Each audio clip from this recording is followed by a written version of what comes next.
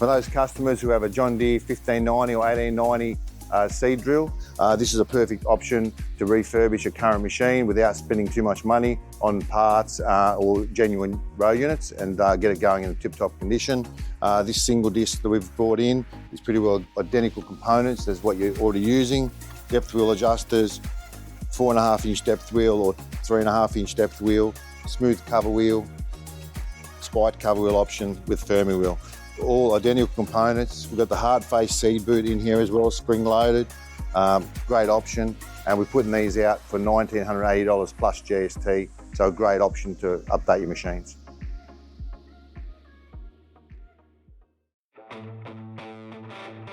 The first thing that cut is the people to supply fuel to the tractors to gather their crops. We've got people right now still fishing grapes. We've got people picking vegetables. We've got people doing nut farming starting. We've got rice starting. We've got ready to get sowing for wheat if there's no drought. But guess what? We can't get fuel. So who's going to feed this country? I've never seen it like this after 40. No wonder a lot of kids are moving to the cities. People forgetting, someone's got to feed those people. Forgotten race is here. Rural Australia, regional Australia, don't care if it's here, Darwin, Adelaide. We've all been forgotten what it means to this country. Times like these and with commodity prices and whatever, it's going to take people east of the Great Dividing Range and in Canberra to start starving before something gets done, and by then it's too late. The hands are tied. I've never seen hands getting tied by so much by the political bullshit, and this war overseas, it's gone over the other side of the world. You know, Russia didn't affect us as much as that. Why is this affecting us? Welcome to the latest episode of the Farm Machines in Betweens podcast from the Seraphim Group, and today we're joined by Vince Bagiante from AgriFuel, previously Terra AgFuel. Vince, known you a long time, you've always been involved in the fuel game, but with the current stuff going on in the Middle East, we've probably seen nothing like this. How's that affecting the fuel prices in Australia, and what does it mean for farmers in our area and for yourself as a supplier? Well, it's from the time the bomb was dropped or the war started on the Saturday. We got notified on Tuesday, supply stopped, and fuel by that time it had already jumped. In the first 2 days, it already jumped $1 a litre. So to this present moment, it's about $1.20. The supply was the biggest problem. I've been doing this job for 46 years in distribution and management, and I've never seen through the Iraqi war, Afghanistan war, and even COVID, where essential services such as agriculture have been cut, the wholesalers have been cut straight out. So all of a sudden fuel became hard to get. But if you could get it, if you started paying the $2.50 to $3 a litre within 2 days. With COVID, it was about 20 cents a litre over a period of 2 months, and it stayed there. The highest it ever got was $2.20, selling price. Now it's over $3 from the late 80s to $3.10, and it changes every day. So with farmers, I can understand they look at the retail sites, they hear the politicians talking about the supply. Well, let's take into consideration that 90% of our crude comes from Singapore, Japan, and South Korea. There's only 20% that's going through the strait. So the day the bomb was dropped, all the boats stopped at the strait. That's what the politicians want you to believe. Well, I find that hard to believe because Australia's supposed to we use 55 billion litres of fuel a year in Australia. The current storage in Australia is over 5 billion. That's 35 days worth of fuel. Yep. The next day, all of a sudden, we've got no fuel and we had to get it. But only us, the wholesalers, the people that are supplying agriculture, the biggest suppliers of fuel, the biggest user of fuel in Australia right now is the transport industry. That's what gets the food from the ground for the tractors to us people getting it to them, to get it into the trucks, to get it to Sydney, to get on the supermarket shelves. They're the first ones that cut out. Was all us distributors, not just as an independent. I am here part of this group. I always been AgriFuel's been an independent part of the group, but our buying power is still big for the guys we deal with. And yes, I could get fuel, but I was trying to look at the farmers because their input costs have gone up. Yep. Our supply, we couldn't get to them. Griffith as a whole, they talk about, Vince, what are we doing? Now we're going to get our crops off. What are the crops worth? But once a government says, we got 33 days of storage, well, you haven't, because our price was bang, $1 over bloody 4 days, and they cut out supply. So then they were selling out of the servo. Farmer cannot take a tractor to the servo. The transport needs to get the crops gathered to get the crops to Sydney for the supermarkets. They can't get fuel. One of my transport guys, they're looking at pricing, and it's costing over $2,000 to take goods to Brisbane and back extra. but he cannot pass that on because that goes to the supermarket and then goes to the interest rates, inflation. So when it comes to fuel, my experience that I've had in the past, I've never seen the political reasons why this fuel's gone up. We still got plenty in Australia. Prior to this bombing dropping $65 a barrel was price of crude. All of a sudden it jumped to 85. All of a sudden the boats couldn't get through. But we had boats sitting on the strait ready to be unloaded because Australia was full. So how the hell did we get, in 2 days, prices jump like that, and talk at the ACCC is going to look at price gouging. There's no law in this state, in this country, that the ACCC can fine any reseller or any retailer or any wholesaler for price gouging. Yes, they can charge for price fixing, but not for price gouging. The reason I say that is if that's the case, we're buying bottles of wine at a coffee shop or a restaurant for $55 for a local wine. Yep. Out of that's $58,000 a tonne. Our farmers are getting $100 a tonne. Isn't that price gouging? Why isn't the ACCC looking at that and doing something about it? Because under the Restricted Trades Act, you could not charge someone for price gouging, because at the end of the day, it's the farmer that is suffering. People don't realise Australia, we feed with a full bowl of Australia. Yep. The first thing they cut is the people to supply fuel to the tractors to gather their crops. We've got people right now still fishing grapes. We've got people picking vegetables. We've got people doing nut farming starting. We've got rice starting. Now, we've got ready to get sowing for wheat if there's no drought. But guess what? We can't get fuel. So who's going to feed this country? Yes, the people that are at the service station that are buying 3 litres or 20 litres to keep their cars and get to work? People in the city, they've got public transport. Why don't they use public transport instead of filling the fuel and give it to the us here in Australia, in the regional Australia? But no one's thinking that, but it's all us. It's all us. ACCC is going to do this and ACCC is that. Our Minister Bowen sits there and says that we've got plenty of fuel in Australia and we're going to release 100 million or 700,000, 750 million out of their reserves. We're only 2 weeks into it and they're already using our reserves, supposedly. How the hell does that work? You know, that reserve's supposed to be to feed Australia, to get people moving, to keep the country moving. Without fuel, we've got no country.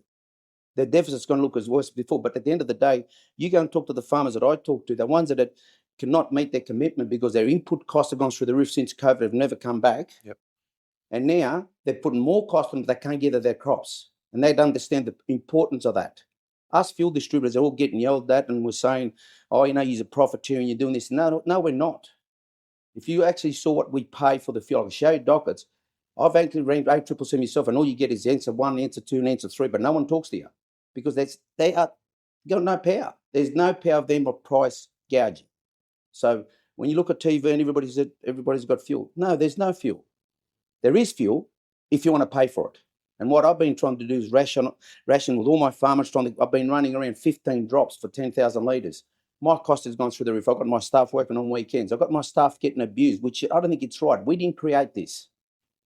And I don't think it's fair that our staff members or any staff members in any other business and agriculture should be abused because fuel is too dear to buy. We didn't create it, and we haven't created it. We're trying to get an answer for you guys, for all the farmers. Yep. And regional Australians have been forgotten. It's here as far as you get. You look at the news, everybody's running out. Yeah, but that's people's livelihood. We still got to pay wages. We still got to do that. We're not here. We're here for the farmers. We all rely on farmers. And if farmers can't get fuel, that means it can't get transport to the city. If the government thinks, oh, we got control, 33 days supposed to have full production. We've had a glut of crude around the world. We've had a glut in Australia. Since COVID, the price is $65 a barrel. In my days, $1 a barrel, 1 cent a litre at the pump. Right? Then because of the fuel excise has gone through the roof, right, now it kicks in at about $110 a barrel, a cent a litre. Now, when $65 a barrel and COVID is over, we're still paying around the 170, 180s at the pump. Why is that? Where's the other 60 cents gone? No one's asking those questions. Now that someone drops a bomb on the other side of the world, which is only 20% of the world's supply comes from that area, and 20% goes through that boat, so the rest goes somewhere else. Why is it affecting Australia next day? I've never seen it in 46 years. Yep. So we need as a unit, National Farmers Federation, everyone needs to get together because without rural Australia, we got nothing. And people are kidding themselves. They look at the supermarket, we can still get it for $2.30.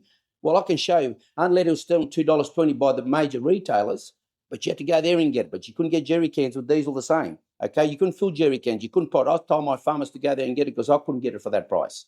But then I got to deliver it, so we got a cost.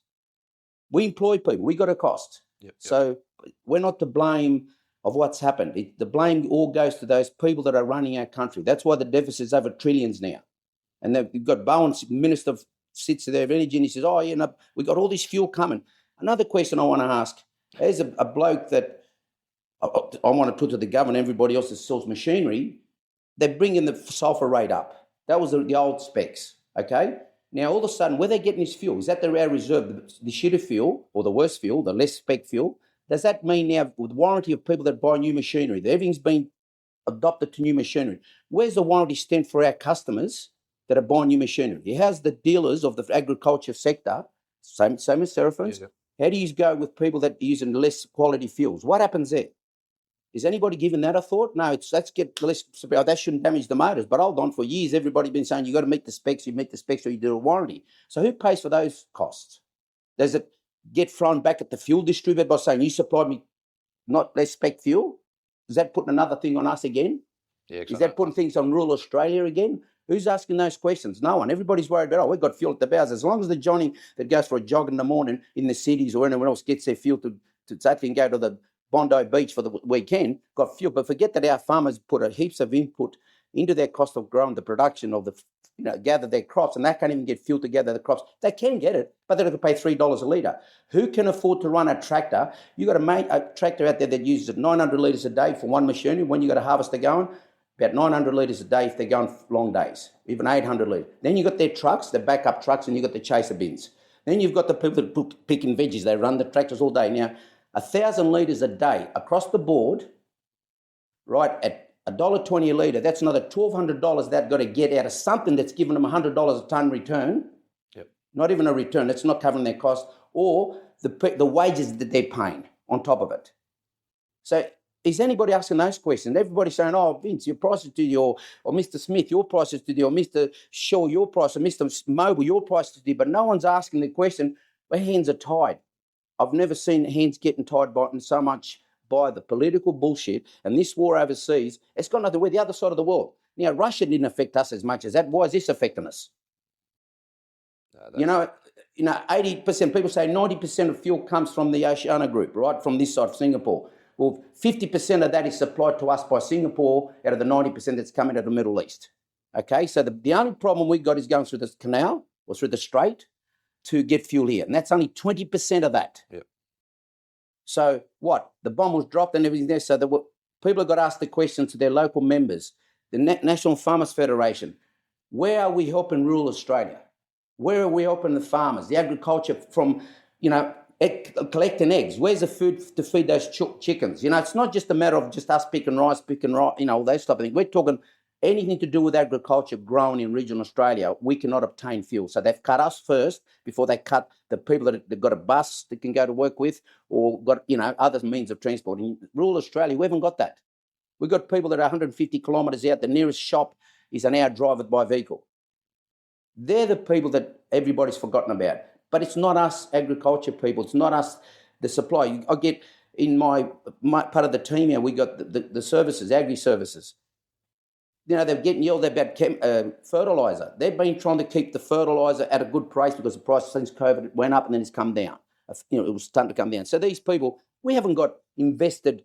These poor people are the same as me. Fuel. I was fully invested. I had $400,000 of fuel on hand when the war started. Now, allowing for things like this. Now, we can't keep it at $5 a litre per 10 million litre storage because, like everyone else, what about if no one grows anything? What about if there's a drought? We got cash flow. Where are we going to get that cash flow to sit it in there? I've got over $1 million worth of stock that it's paid for so that the farmer never runs out when he needs something.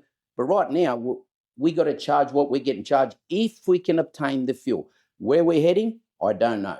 To be honest with you, everybody says, we should. No, we won't run out, but they're all profiteering from it. Now we're going to run out? I don't think so. But me saying that, we run out next week, the farmer's going to blame me because he can't get his crop off. I got to the decision on Tuesday that I was going to close down to tell farmers last Tuesday, look, because of the price I was obtaining it for, it made me too much. People getting cranky, man. it was affecting my business. So on Tuesday of last week, I was actually going to shut it down, send my staff on holidays and say to farmers, I answer the phone and say, look, I'm sorry because my staff's getting abused, but we're not going to be supplying any fuel until such time we can get it at a reasonable price. But then I spoke to a couple of my major clients, and one is a rice farmer and one was a nut farmer, management. And they said to me, my rice farmers made a good comment, and I stood up, and that's why I didn't shut it down. There's a local major rice grower in the long-standing family. He said to me, I've just spent $500,000 extra in water. He said, do you think, I'm not going to pay an extra $2 a litre? You should give us that option to pay $5 a litre because we need to gather that crop when it's ready. Because that means all the input we've put in there, we're going to lose it. So therefore, it's another cost to get the crop off. If we don't get that crop off now, we've got nothing. We've lost everything for the year. So it's not your choice to decide if we want to pay $5. Then I spoke to the nut growers. They're all going flat out. They've got millions of dollars invested. Their comment said, Vince, we always deal with you. We know you never let us run out.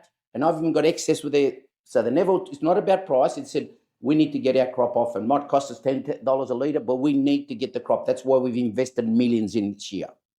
Now, so what I decided then, I thought, well, that's a fair comment. So what do? I'm out there trying to buy as much as I can. Right now, I'm just running pretty high. I've got full storage, back full storage, but I've paid on average of $3 a litre. Yep. And I can show people the paperwork if they don't believe me. But guess what? I'm trying to cause the pain by averaging, if I buy for $2.80 or $2.90 or $3, I'm trying to average in those 3-day periods that I look after my client and go there with 2,000 litres, hopefully that the war will finish. And once the war is over, hopefully the price will go back to reasonable where farming can be done or agriculture can proceed. Transport. I'm supplying transport people too. I've said the same thing. Buy it on the highway. They get on the highway, enough the service stations haven't got any fuel. And they're running those trucks. Anything over $2.50 a litre, you cannot financially run a truck. I've got 4 vehicles, over $100,000 worth of insurance on my dangerous goods vehicles. Okay? Now you start charging a farmer a pallet of produce to go to the Sydney markets, I don't know, $70, $80 a pallet. All of a sudden, you've got to charge $100 a pallet. Okay? Where's the poor transport bloke going to get it by passing it on? He's getting yelled at because we can't afford to pay that. Well, he can't afford to run his truck at a loss. Yep. I cannot afford to supply food at a loss if I can get it. But the farmer needs to get his crops off to get them to Sydney. And he's got to be paying more for it, for the tractors. What's he going to get, a donkey and start pulling the trailers around? So what, are they going to get donkeys or horses to tow the bloody trucks to Sydney? The politicians are sitting there, there's nothing wrong. Don't panic buying. Well, no one's panic buying. The reason they're panic buying because they're bloody gouging it at $3 a litre, $4 a litre, and we've got enough storage. The governor's saying we should have enough for 35 days in Australia. Why isn't someone's ass being kicked for that then, if that's the case? If for that short 2 days later, why isn't someone being made an example of? Now, they're really ready to make an example of a business person or a rural farmer or a fuel distributor to say, you're ripping people off, we're going to investigate and put more people on. But no one is saying, where is it? They're saying with the AEU that you cannot have, they're trying to get out of that because you've got to have so much stored in place, which is up to 3 months. Yep. Okay, the Australian didn't do that. They're 35 days. Like I said, 55 billion usage in Australia. 5 billion in storage at any time. That's not including outside depots, outside terminals, outside private, regional Australian depots. So therefore, why are we running out so quick? In 2 days, the price jumped. And then don't forget that the crude pricing for that fuel to be sitting here in Australia at the time of the war was only $65 a barrel. If Australia thinks that we need to get electricity, where are the bloody electricity trucks now? They've forgotten about rural Australia. Rural Australia cannot run on electricity. So where's the pricing? They're saying, we've got fuel, but we'll get it to you when we can. The bloke's saying, I'm going to give you 100 million litres release. I use 2 million litres in a week. And I'm just a little bloke in Griffith, New South Wales. What's the mining people going to use? Yeah, absolutely. Okay, so if the mining people are going to use, if I use that sort in a week, and when busy times, and then you've got fellow distributors in Griffith, New South Wales that I'm sure that some of those are bigger than that.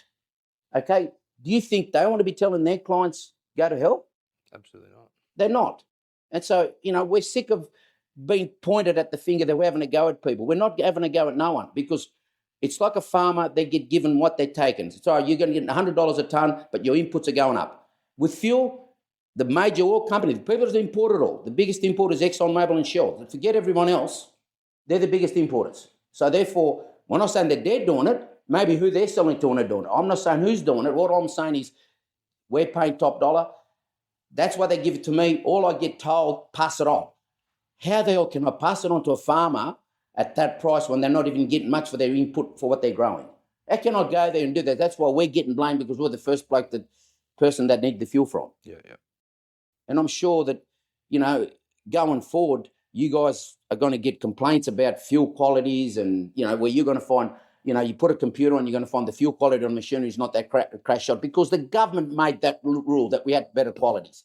So now the government said, we'll revert on that. But how many things were implemented at the time at the refineries that we got in Australia, which is Geelong and Brisbane, the two refineries we got in Australia, which is Ampol and Geelong, and Shell in Geelong, and Brisbane is Ampol. Now, all of a sudden they got the crackers. Yes, they can make them less spec. Well, if that's good enough now, why isn't that good enough to get cheaper fuel in the future? Yeah, that's right.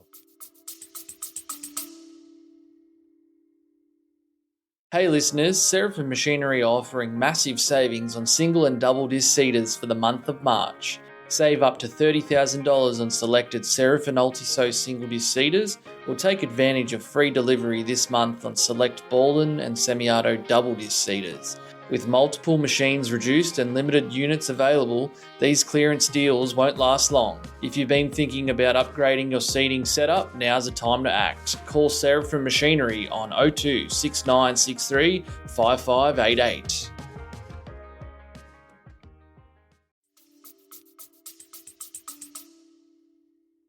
That's another question people should be asking. I'm only a little boy from the bush that hasn't got a degree, but at the end of the day, I work with farmers for 46 years, and to see they're bleeding, that they can't even now gather their crops because of the price of fuel's gone through the roof, pricing them out of the market even more. We hear, the supermarkets are going to go up. Pumpkins are $7 a kilo. The farmers are disking them in. Butternuts, vegetables, bottles of wine, $50, even $60. $7-8 a bottle, a plain bottle of wine. It's $8,000 a bottle. We got the wine marketing board, everybody running, there's nothing we can do. Well, but at the end of the day, forget what the wine marketing board, the National Farmers Federation are doing. Forget what AgriFuel's doing, or Shell or Beep, everybody else. The farmers cannot plant that crop under cost value and then get told that we're not going to take it, or we're going to give you less for it. And then time to pick it, sorry, your fuel's going to cost you more. Bang. I can understand farming closing down. I can understand farmers' heartache. It's with heavy hearts that I've got to say to them, I'm sorry, but it's going to cost you $3 a litre, but I can only give you $500 worth. That $500 only gives them 50 litres. That machine's using 800 litres. What are they going to pick? Are they going to get their crops off, which they've already outlaid a fortune, and they're being promised nothing for it? That's right. I think I always say, times like these and with commodity prices and whatever, it's going to take people east of the Great Dividing Range and in Canberra to start starving before something gets done, and by then it's too late. But look, in your 46 years, obviously in the fuel game, you've seen a lot. How have you seen farmers' behaviours change over the years in terms of buying fuel, whether it's storage or forward planning or anything like that? Actually, to be fair, and again, to the agriculture industry or regional Australia, not only agriculture but transport, anybody that's got to do with rural Australia, have been good managers since Iraqi war, since Afghanistan, for the simple reason that they get very minimal given to what they produce, and the inputs have gone up in cost, so they've become very good managers now. But they cannot manage a war overseas and budget for that. Now, yes, a lot of farmers and a lot of regional Australia's got a lot of storage. They can get storage. But with droughts, price of water. So people are not going to sit $200,000 worth of fuel in their tanks if they don't get any rain. So what they're doing is they're forward planning in the sense of, okay, we got this covered. With fuel, we covered this just in case. Okay? But they haven't got a crystal ball. So to be fair to farmers, they've had to become business people. Not only farmers, as I said, anybody relies on that fuel for a return. Okay, regional Australia as a whole. So, yes, they've become good managers, good everything else, but their margins of return at the bottom is gone flat. Okay, so, and it's so reliant on the big folks making the decision somewhere else, and inputs of cost to the people like ourselves, fuel distributors, tractor places. Yep. the inputs for us has gone through the roof too. So we cannot obtain it unless we pay the top dollars provided to us by up there. Yep. We got to pass it on to the farmer. The farmer's probably become the most resilient, or when I say farmer, the rural Australians become the most resilient business people that we can think of. Not even me as a fuel person all my life could be as resilient as they are, what they've been through. And we're all sitting here going, oh, well, the farmer's doing more. The farmer's doing more. But no one sees what's behind those eyes in their private lounge rooms with their wives and families. No one sees that. All they see is what they see in front of them. Yeah, the facade, yeah. Okay, so look, the trouble is I've been emotional. I'm being emotional because of what's happening in rural Australia right now and what's been happening, but I never thought it'd get to this. They've already crippled rural Australia with fuel and everything costing of inputs, and now they just crippled it even more for no bloody reason whatsoever. So they want us to become good managers. They want the farmers to become good managers and administrators of their business. It's no longer a way of life. It's a business. Why do you think a lot of kids are not coming down the farm? I've worked with 3 generation, up to 4 generation farmers in 40 odd years, right? I used to work in a bank before I became a fuel bloke. Now, I've never seen it like this after 40. No wonder a lot of kids are moving to the cities. But people forgetting, someone's got to feed those people. Absolutely. Right? And so the forgotten race is here. Rural Australia, regional Australia, don't care if it's here, Darwin, Adelaide. We've all been forgotten what it means to this country. So what we're going to do, sell it all to the Chinese, excuse the, they're there, or all out of country, so we're going to be owned by corporates around the world. It's going to own Australia. So our own food, we'll have to send it overseas, and we'll be starving ourselves if there's any producing in Australia anymore. Where are we heading? I mean, everybody tells us we need to sit down from your accountant as a business person to your lawyers, to your bank manager, all sit down and do forecasts. Sit down, do your forecast, your budgets and everything else. So we do that and sit down. But no one budgets with the rural Australia to say that they're going to charge you $3 for fuel, that you're not going to get $100 for your crop this year because we don't want your crop because someone is not drinking overseas because someone introduced a tariff overseas that's going to screw people over here. Yeah. No one's looking at that. I've got all these politicians we're paying big dollars for to retire, and all we get is excuses and bullshit. But get out here in the rural world, not just for a week. Get in my shoes. I've worked with farmers and industrial and transport for 46 years. And before that, I worked in a bank. So I can see what's happening with the bank side of things and where I am today. The farmer has just gone worse. Yeah, people look at, you've got to become bigger and become more efficient.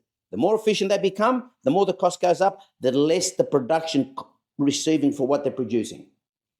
So that's a no-winner, mate. People saying, why do farmers get out if it's not that good? Where they're going to go? To get a house in town is worth as much as them for the farm that they were getting, which was to be superannuation and everything else with it. Now, they can't sell that. So that people saying, well, the water should never be traded. Yes, water should have never been traded off the property, should have never been sold with that property, but they could still trade in it and keep them alive. So therefore, the value is still there. Now, over the years, a lot of the permanent plantings have sold a lot of water, permanent water, and kept enough of them, thinking that this thing wouldn't go 8-9 years without water. Because we then sold water to the polys and everybody else, well, put it this way, price of water goes up. But they're still paying the fixed charges of what they're allocated in megs. So they're not getting anything for that. They're not getting anything for that bloody crop because these people that have bought water, that haven't got land, are controlling because we're the ones that we're paying them as polys or whatever they are. We're paying them. They don't need the money from the water. And we're keeping the infrastructure into place, and with the infrastructure, we're keeping it into place for the water system, everything else that the farmer's paying for. Yep. These people are sitting there getting rewards out of that, and the farmers get nothing for the return of the crop. And people say, well, permanent plantings. Well, you just can't. Broad ag has got a choice. Yes, the rice this year is too much in water. We'll sell the water, still got the water on their property, whatever they got, but we don't have to plant it. A permanent planting, you got to water it. So farmers ran out of water sale now, and if some have just got enough to keep the plums going, to keep the apples going, to keep the cherries going, to keep what people put on the food table. These polys that sit there, the greenies, they say, we don't want this, don't use water, and they cut trees down. I don't see them turning the air conditioning off when it's a hot day. Do I? I don't see them stop drinking wine at the bloody thing. Meanwhile, you got out beneath, walking around on the field at the South Sydney game. Yeah, what I'm saying is the heart of Australia is rural Australia. That's what keeps this country going. You look at Griffith, you look at Wagga, major places have got rural to do. Yep. Yeah, as you can see, in rural Australia, we've all now, changed our ways where we might have Griffith, New South Wales specialising in something. So all the people from a region around are sending their work to Griffith. Then they specialise in something. So we've cut back. So there's not 10 of us competing. So therefore, it makes sense financially to keep everybody's doors open, keep rural Australia going. But now, without the influence of us anything to do with it, it's the people up the top that are running the country are crippling even that. So, like I said, fellas, what's happening in the future of fuel? We shouldn't be where we are today. We should, I'm having this conversation. Thanks for the opportunity to stress it out there. But we should not be having this conversation. We never had this conversation through COVID. Yeah, that's right. When the rest of the world, boats weren't allowed to come into Australia. Remember, there was no shipping coming in. And the only people that we were allowed to go across the border from New South Wales, Victoria with my trucks to pick up fuel because of essential services. And essential service was agriculture, police department, all the departments that help people out, okay? That was never cut out. So we could go to work every day in rotational break through COVID to get fuel to the farmers who were gathering our crops or putting crops in to keep Australia going. Right now, they're saying, yeah, you've got fuel. I'm not saying that we haven't got fuel. We can get fuel, they're saying to us, when we can get it, but it's triple the price than what it was. How do you pass that on? You can't efficiently run what crops you got out there or any business on those prices. It actually breaks you. Because as the price is going up every day, you might think you need 12 cents a litre to cover your cost, but your costs have just gone up because you've delivered a 5,000 litre and you've had to pay up front for it, or you've had to pay it within 7 days, and the price jumped up another 30 cents. So your cash flow would be better sitting in the bank earning interest than you delivering fuel. So you're not catching up. But don't forget, we got rural Australia, people like myself, and people say you shouldn't be in business. Yeah, well, in business, we carry accounts. With our suppliers, 21 days off invoice. With farmers, 30 days from month end, 21 days from month end. The poor people are not even getting the money now, the fuel, to be able to grow the crop, and I've got to carry it, which that's no problem. That's part of business. But I can't even get fuel to them. But if I can get it to them, it's going to cost them $4 a litre. Now, can't justify in that side, but they need to get their crop off. By the time they get paid for their crop, I've had to carry it another 60 days at the higher rate. Yep. So how do you budget for that? Yeah, flow on effect. But people don't understand. Like I said, my apologies, but they talk about the National Farmers Federation. Everybody's hands are tied. At the end of the day, we can talk as much as we want. We can scream as much as we want. The effect will be on the food producer or the transport. Transport is what keeps this country moving. Don't forget, tractors are transport. Absolutely. Right? My fuel trucks getting there is a transport. Patari's a transport, or the other Patari, the transport agents in Griffith, the Jarrowan, the Surgeys, those people, they've got to keep their trucks going, but if they can get the fuel at the right price, they're not a bank either. So get it to the Sydney supermarkets. The first thing you hear on the news, groceries are going to go up now, inflation. Well, but the grocery people, the big players, the big corporates, only pay their suppliers of the produce in 3 months, 90 days. Some of them get 90 days unless they don't want their produce at a bottom dollar. They're not going to pass on the $3 a litre to them, because if you don't want it, go away. Then I get this thing about act of war. Everything you talk about, it's act of war. That's why the price is going. It's act of war. Contracts are invalid. Well, hold on. If you've got a contract to supply, you just can't cut me off because it's $3 a litre. Because part of the groups that people buy fuel with is you pre-forecast that you're going to use 10 million litres, you get a quote as a group. Yep. If you don't pick up that 10 million litres, you're going to get a penalty rate. Okay? Act of war, there's no contracts. So how does that work? So, people say, but you shouldn't be business. No, we're not a business because say, I cannot buy the fuel. Don't get me wrong. It's not about we, as fuel distributors, a group in the Riverine or regional Australia, we cannot pay. It's just we can't obtain it. But how do we pass it on to the people already struggling to produce, to get any money for what they're growing? How can we do that? Yeah, that's right. We got to wear it. But then if we wear it, country starves. Well, we had fuel there, but he didn't want to pay for it. Where's that stop? This Bowen, our minister, goes off about, we've got plenty of fuel. No, I don't know. And last night I watched him on the ABC and everything else. I felt like kicking the TV because the man's got no idea. He's a puppet. And our Prime Minister, no different. I don't care which Prime Minister's in right now, which political party you follow. It's bullshit, because this is not just what one government's done. every government in the past obviously haven't put things into place to protect rural Australia. So don't just sit there and point the finger at one person or the other. I couldn't give a damn who's in Parliament thing. All I know is wherever's been in there, we're in a trillion debt. In 2006, when the other party was in there, 2006, Australia was debt-free. That's a fact. Now we're in trillions. But it's the farmers' fault, is it? Because they're the ones that are getting less money for their produce. But the supermarkets are charging, oranges. I saw a while back, oranges, $2.80 a kilo. That's $28,000 a tonne. The farmers are getting 600. Everybody goes, oh, they're getting good. They were getting 600 20 years ago because the pick costing has gone up. Cost of picking, cost of fuel's gone up, cost of chemicals has gone up, cost of transport has gone up. So $600, they'd be better investing their money. But what are they doing? They're out there slogging it away every day, keeping rural Australia, keeping food, those fat blokes at Parliament fed.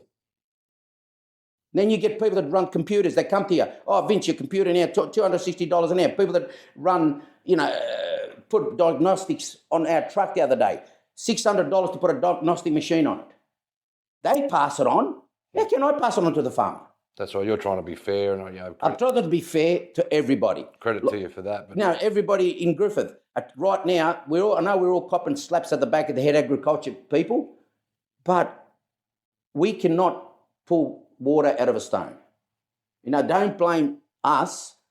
We need agriculture society, total Griffith, all regional Australia needs to get together right now. We got to shut down for 2 or 3 days as us. Everybody shut down. No fruit get picking, nothing gets sent for 2 or 3 days and make the people up there understand what's going on. Are you tackling cotton stubble? Seraphin AgPro has the mulches built for the toughest jobs. The Knobbly RMS 610 cotton mulcher offers serious residue control with a 6.1 metre working width, dual rotors and a 1000 RPM Bondioli gearbox suited to a 210 to 370 horsepower tractor. The AgriMaster 8 metre cotton special features a high-speed rotor and heavy-duty construction for long, tough days in the paddock. Both are in stock at a special price of $70,000 plus GST ex Griffith. Call Seraphin AgPro on 6964 4777. Oh, well, you see what they do in Europe when they're against the government. They drive all the tractors to the Parliament House. But doing that is not because they still got their sandwich sitting there. They still got their steak. You understand? When people go to the supermarket, look at the toilet roll effect. Yeah. Okay? When they see empty supermarkets and the people that are, the guys the greenies, they want to flush the toilets with water. Don't supply toilet paper to them because we cut trees down. And then you see when they've got to start using their hands when they go to the toilet, maybe then the shit's hit the fan. Excuse the language. You know what I'm saying? Crystal ball. Yeah, that's right. Look, in a nutshell, please, do not panic buying. I know that not only me, but my fellow distributors around Griffith and regional Australia, we're doing our best to get fuel to you guys that you don't run out, but there's going to be a cost with it. Okay? So it's not because we're trying to make money. We're not we're actually trying to be fair. So when I talk, I'm sure that when I say this, I'm not only talking about myself as my own AgriFuel business, but I'm talking about all rural people, these tractor places, everything else. Please, everybody, bear with us because we're trying to do our best to make sure you all gather your crops or transport it to where you got to go at the most minimal cost that we can obtain fuel right now. Okay, so it's no good getting upset, trying to fill up to say you got a bulk storage. So, okay, people that want to plant seeds, they want to plant wheat or rice or anything like that.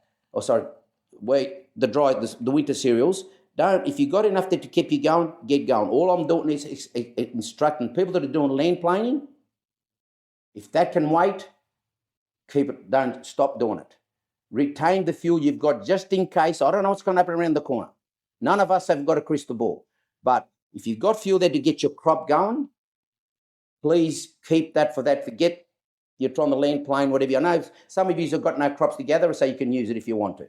But whatever you got, do not use it for land planing, which is going to be 6 months down the road usage. Keep it to harvest your crops for the time being.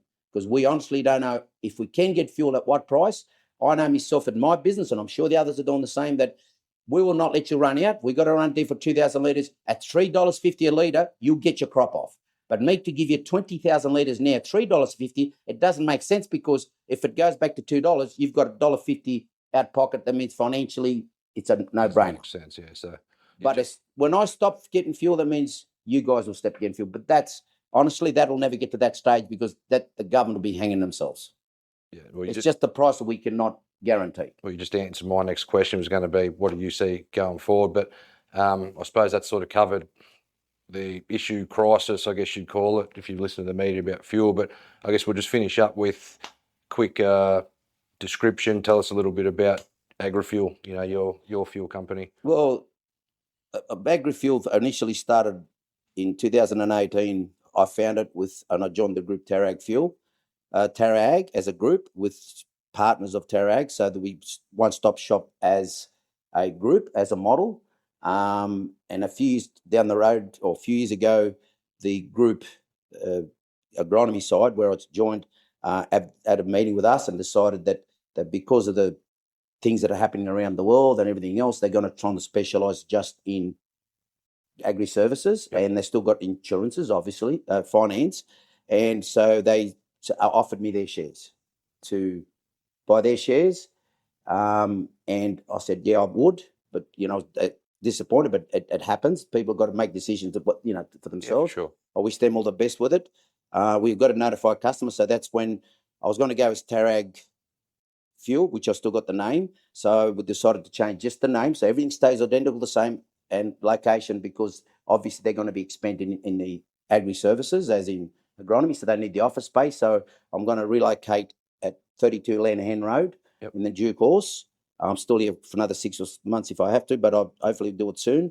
So now the name is AgriFuel. Nothing's changed. Everything's exactly the same. It's just that I'm still part of the group, as in the model that we're all helping each other out, but we're just AgriFuel. It's its own identity, and it's only owned locally. It's the only business, it's one of the only businesses left in group that it's family owned, locally owned. So me and my wife are the full owners of AgriFuel. And yes, going forward, I wish all the other boys, I'm still talking to all the customers because of the model. And I wish the boys get best of luck, and the feeling's mutual for both of us. So there's no, I know it's Griffin, a small community, and people think this and that, but no, there's nothing but amicable decision for both businesses to better each other that way. We'll still be supporting each other with farming groups, so the farmers get a good deal with experienced people. And we're still, all of us, locally owned, family owned. So you're not dealing with corporates. That's why this thing about the fuel, we're taking it so much to heart. Not only us with the fuel, the guys with fertilizer, I'm sure the mechanical people, the tractor people, we're all taking it to heart because we're locals. Yeah, that's right. So your customers aren't just a number. That's it's correct. Relationship. So the way I base it, my business, and I got one of my sons here joining up, was trying to learn the system, and my staff is that customers are not customers, they're friends. Your business is your life. I've done this. I could say at my age, what do I need this? But no, I've made a lot of friends, and that's what I've got. I haven't got clients, I've got friends. And that's what keeps us going. And hopefully for that, what we can do to keep them going, like now, we're going out of our way, all of us locally, including me as a family business, because I know I've grown up with all the farmers that are around here, three generations of them, some of them, and I understand their heartache. And I'm taking it emotionally that I feel like that the farmers, or the regional Australia, he's getting bent over. And all you look at TV and everybody says to me, rings me every day and says, oh, what's going on, Vince? What's happening? How come you guys are charging when the service station are charging so much? But the service station is not what keeps rural Australia going. Service station is what keeps food on the table. You can go there to fill up a truck to get the stuff, but you can't fill up no good filling up a tractor there. You can't just cut your tractor there. So when the supply to us gets cut, so as a local, and as AgriFuel being a local business, I've grown up through it. I understand why, and that's why I've stayed in it and kept going as AgriFuel and bought the other guys. So hopefully that people out there, when they see the trucks branded AgriFuel, it is the same previously Tarag Fuel, but it is now called AgriFuel, and 100%, still 100% locally owned. Before there was four owners with me and the other guys from Tarag with the group, but now there's only one owner, me and my wife. Okay, so that's the only difference. So we're still locally, the boys are still locally, we're all locally. It's just that as you can see right now, the price of fuel puts a lot of pressure on everybody's business. Okay? Yeah, for sure. So they got their own pressure, they got it on the sort, we got our own pressures. So therefore, as a collective group, we're a big group. Okay, so they've got it trying to improve, going forward, what they got to do, I've got to try to fully concentrate on one thing. I can't concentrate on three. Yep. So that's what the decision was made, or their shares are offered, voluntary, and I took them on.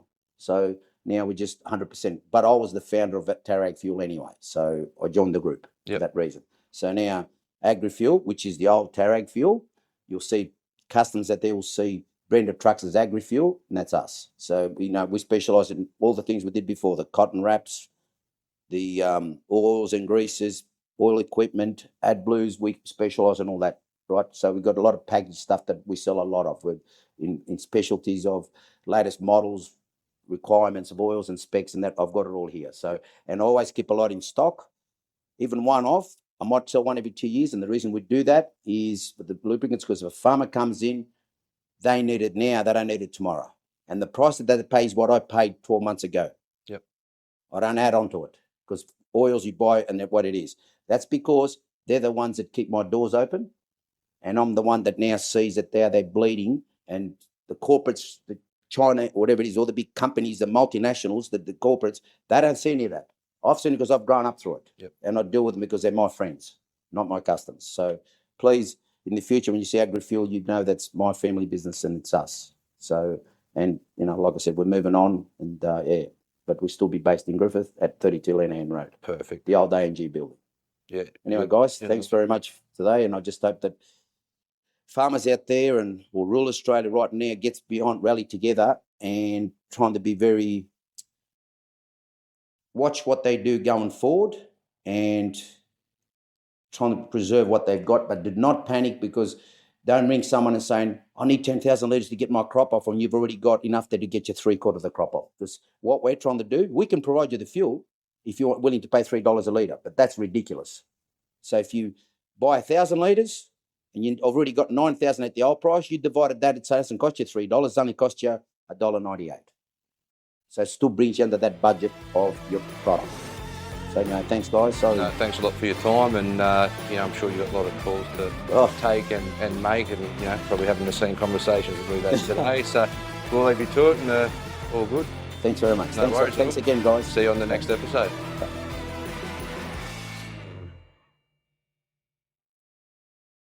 Are you looking for more power, comfort and efficiency on farm?